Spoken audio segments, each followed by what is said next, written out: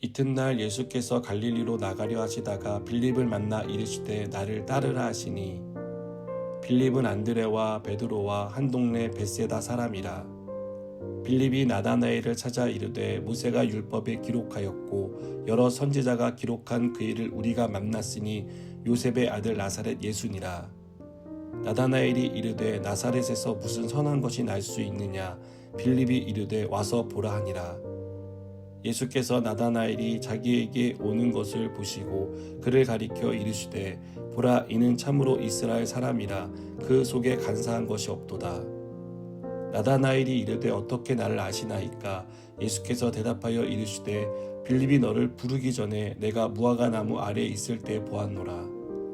나다나엘이 대답하되 랍비여, 당신은 하나님의 아들이시오 당신은 이스라엘의 임금이로소이다. 예수께서 대답하여 이르시되 내가 너를 무화과 나무 아래에서 보았다므로 믿느냐. 이보다 더 큰 일을 보리라. 또 이르시되 진실로 진실로 너희에게 이르노니 하늘이 열리고 하나님의 사자들이 인자 위에 오르락 내리락 하는 것을 보리라 하시니라. 아멘. 오늘 말씀은 우리에게 누가 제자인가 라는 질문을 던집니다. 앞서 우리는 세례 요한의 제자 요한과 안드레가 예수님을 아무 조건 없이 따르는 것을 살펴보았습니다. 또한 안드레의 형제 베드로 역시 예수님을 만난 후 예수님을 따르는 것을 보았습니다. 예수님의 제자는 예수님을 따르는 사람이라는 사실을 알 수 있습니다. 오늘 본문에도 이렇게 예수님을 따른 빌립과 나다나엘이 나옵니다. 먼저 빌립은 예수님이 나를 따르라고 하자 예수님을 따랐습니다. 이렇게 빌립이 예수님을 따를 수 있었던 것은 44절에 빌립은 안드레와 베드로와 한 동네 벳세다 사람이라는 말씀을 통해 짐작해 볼 수 있습니다. 빌립은 한 동네에 사는 안드레와 베드로를 통해 예수님이 메시아라는 것을 알고 마침내 예수님이 나를 따르라고 하시는 그 말씀을 의심 없이 따를 수 있었습니다.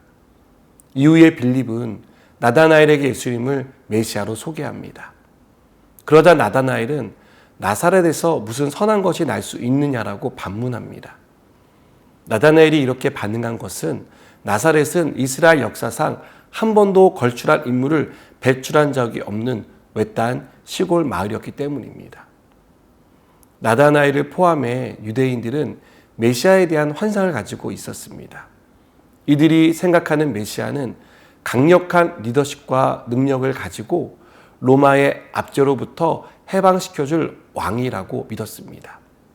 이런 메시아에 대한 생각은 정치적인 메시아상을 만들어냈고 당연히 좋은 배경을 가진 영향력 있는 집안 출신이지 않을까 하는 생각을 하게 만들었습니다. 그런데 나사렛 출신의 예수라는 사람을 메시아라고 말하니 믿기 힘들었던 것입니다.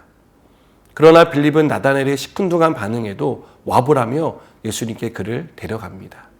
거기서 나다나엘은 예수님이 자신을 알아보는 것을 보며 예수님 앞에 굴복하게 되었습니다. 나다나엘은 자기 나름의 방식과 생각, 믿음을 가지고 메시아를 상상했습니다. 그리고 그 메시아의 모습에 부합하는 사람을 따르려고 했습니다.